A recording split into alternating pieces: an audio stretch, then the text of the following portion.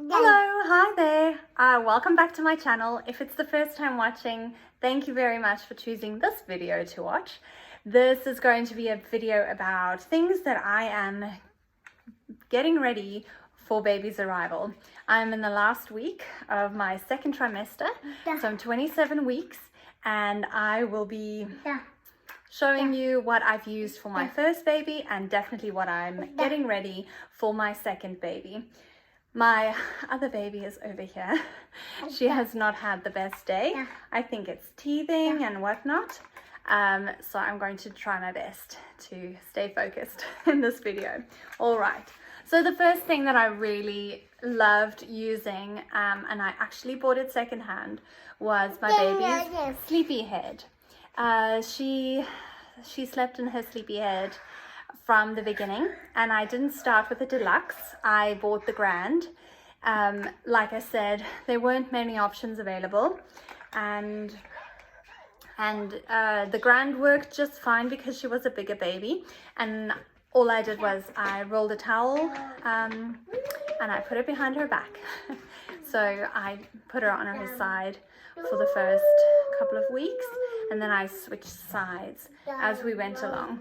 So I really loved my sleepy head. What I did get extra, or what I did buy new, was a second cover.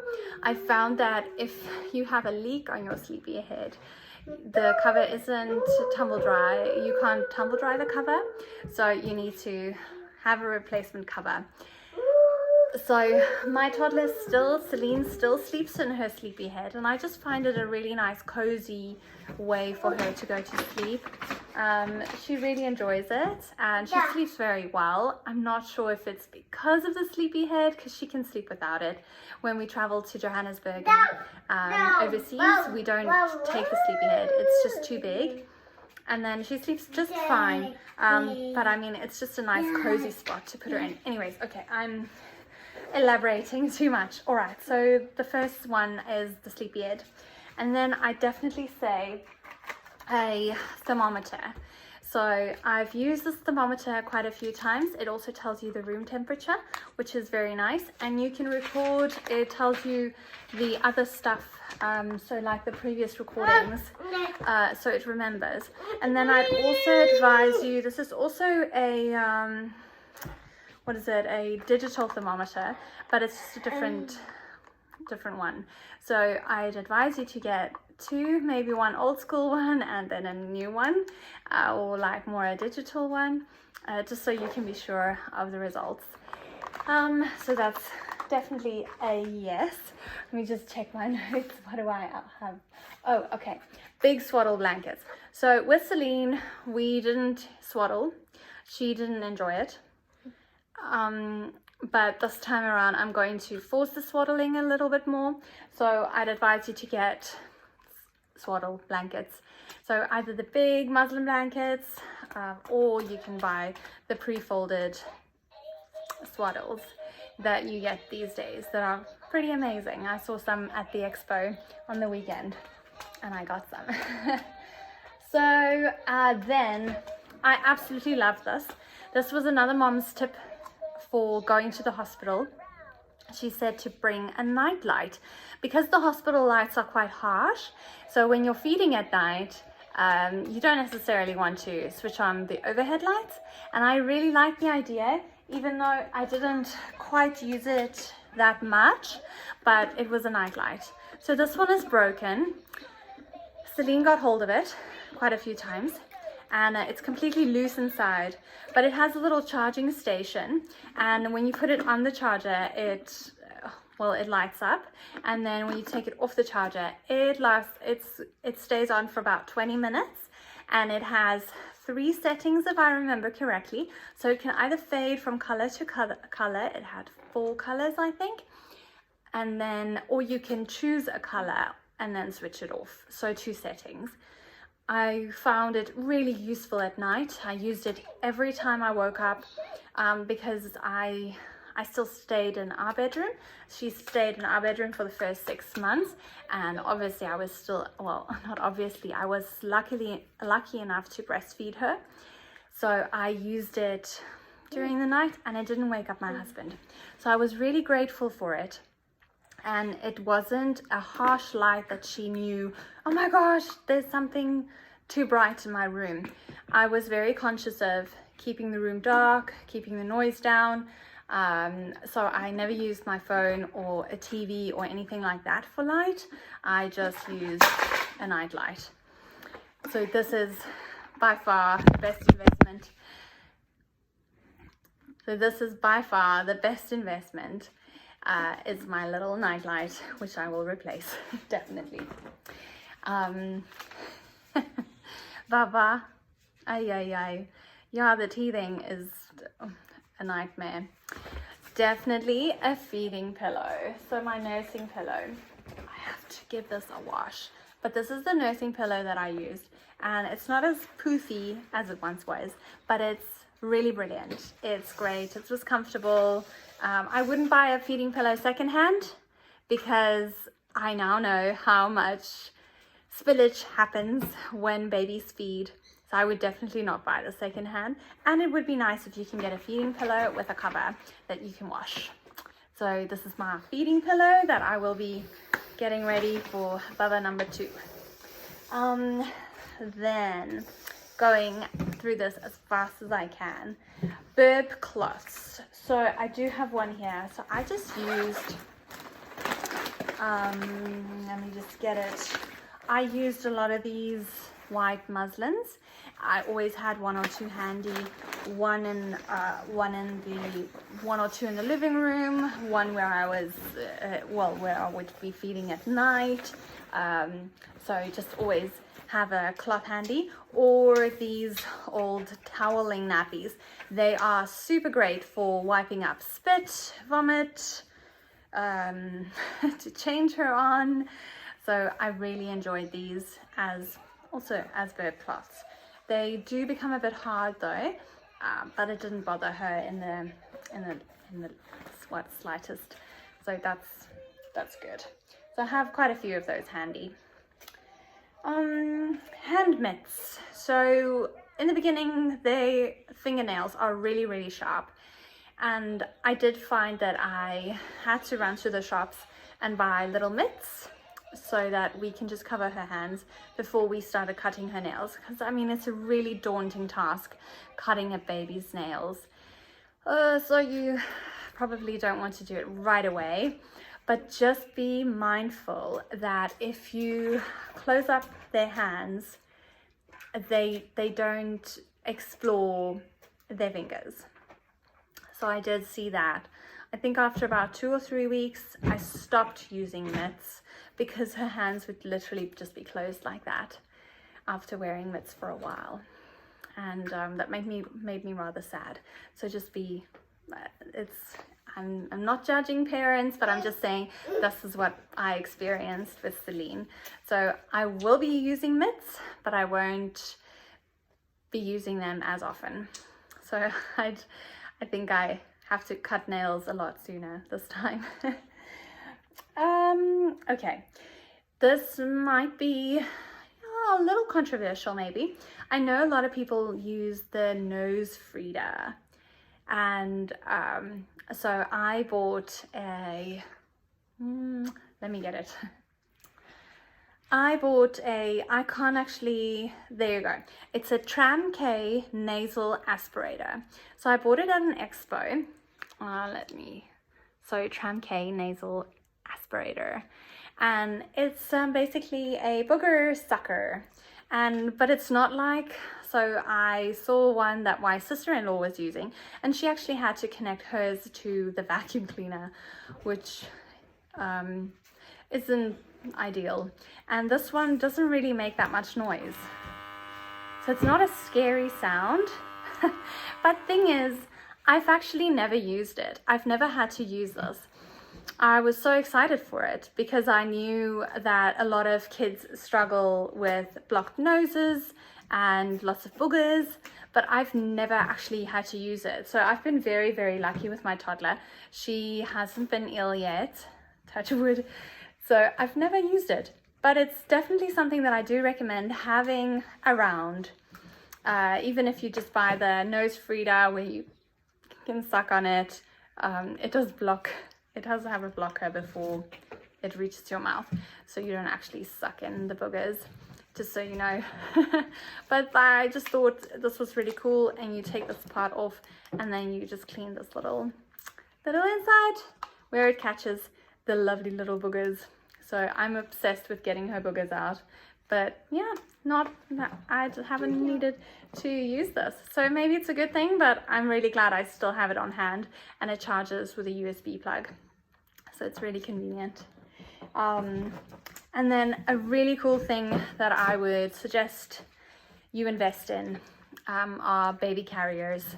So I had 5 carriers at one stage because I just couldn't find one that was that comfortable, one that I could use, you know, easily. It's like putting on easily, putting baby in easily. I really wanted one where I didn't need my husband around, because there came a time where I needed to fly overseas with her, and all I would have on my 2 arms and the carrier. So I would it would need to be very easy to use. So I totally blew the budget, but I bought myself an Ergo Baby 360. So the 360 just means that I can carry her facing me, facing outwards, forwards, on the hip if you so wanted, or on the back. So the back one is still really nice to use. I can't use it because of my belly, but my husband still uses it, and it's really comfortable. It has support for your back or your stomach. It folds down here. It has many settings. It's really easy to use. It has safety clips, so you need to pull this up before you can release it. I hope you could see that, but it has like a little, you have to lift this part up before you can release it. So it's really safe, it's really comfortable. I know you get a lot of mesh ones too. My sister just bought a mesh one for summer, so it does get a little warm, but still the best investment I made. And I paid quite a few, well, let's make a universe dollars for it, but I'd say it was definitely a win. In the beginning I used a ring sling, but I could never find a comfortable position for her to be in, because as they grow stronger you need to adjust your position in the ring sling, and she also became too heavy because she's literally on one shoulder, so all the weight is on one shoulder, so I didn't enjoy that. And I still have my wrap. I have a Bopa wrap that I bought secondhand. I used that a couple of times, but again, she was heavy that it just wasn't comfortable. So I'm really glad I have this. So I think for around the house, I'd totally be using the ring sling or the wrap in the beginning, just to keep baby close, be able to move around, and then very quickly move over to the Ergo Baby. Even though Ergo Baby is, mine is suited from newborn. So that's a big plus. So if you buy a baby carrier, make sure that it's from newborn, or at least that you have a newborn insert that you can use, and then just check out until when you can be able to use it, or until when you will be able to use it, because like a wrap, you're not gonna use it with a 1-year-old. You're definitely not. Whereas the Ergo goes a long way. So yay, Ergo Baby, they did an amazing job. Then you kind of already saw this. I would definitely, if you're looking to buy a nappy bag, I would definitely recommend a backpack. So something that you can still have your arms free. And this is just made in China, Doco Club, but it's served me well. I got this when Celine was about 2 months old, so it's that makes it 14 months today. And it's amazing. I don't use the front part. Has a, I need to just open it up. The front part has a storage for bottles. It slips and everything. I haven't used this, so I don't know if it keeps it cool, even though it does have this like, I don't know, silver stuff in, but yeah, I mean, it's still, I find it really useful. I can pack it chock and block. It's what I use all the time, so it's my number one baby carrier. A well baby backpack is a rucksack, definitely. Other things that I just recommend you have around the house when baby comes would be a breast pump. I had a manual breast pump from Philip's event, and it helped me feed my baby when she didn't want to latch on day 3.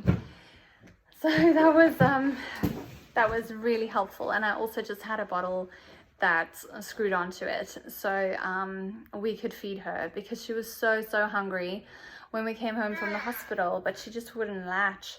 And what are you supposed to do? So we gave her some, well, my husband gave her a bottle on day 3, so I know it's not recommended, but have it just in case, you never know. Another thing that my husband did get me were nipple shields at one point, although just check the size. Something personal, I have very small nipples, so the nipple shields were way too big for me, and they didn't really work, so they need to be a good fit. Another thing that I do recommend you getting, well, a pacifier if you so wish, gas aid and gripe water, so something that helps the tummy with gassiness. A lot of the things say it's not for newborn or not before 6 weeks, but we didn't wait that long. I think we waited about 2 weeks before introducing gripe water, and it really saved us, and it really helped baby. So just follow the instructions, how much you're allowed to use. Are you chewing this, Baba? Oh dear. Ooh, teething gel. She got it open somehow. Yeah. So I do really recommend gripe water or something. Say hello. Say hello. So, oh dear, my teeth are coming. Oh, and it's not fun. Oh, and also get a white noise app on your phone or tablet, or even a white noise machine if you so wish. It's a really cool thing to have in the beginning. It just helps soothe them when they don't want to go to sleep. So that really saved us in the beginning, and then we kind of weaned her off it because we didn't want her to be dependent on the white noise. But it really helped, and it helped us. Gosh, I slept so well with white noise. I should probably reintroduce it now. And then, oh yeah, I forgot to show you this. This is Ewan, the dream sheep, and he's amazing. So we put this in her cot with her, and it plays like music and sounds. So womb sounds. It has a nice soothing light.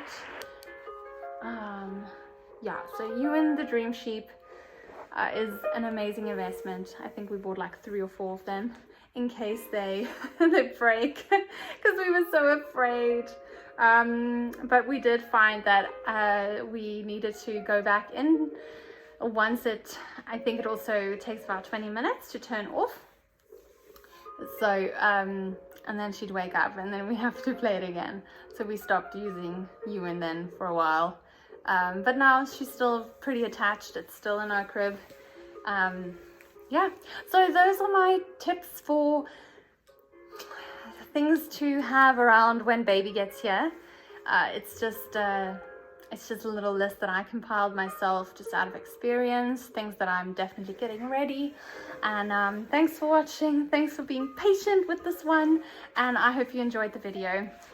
Thank you so much. Bye. Bye.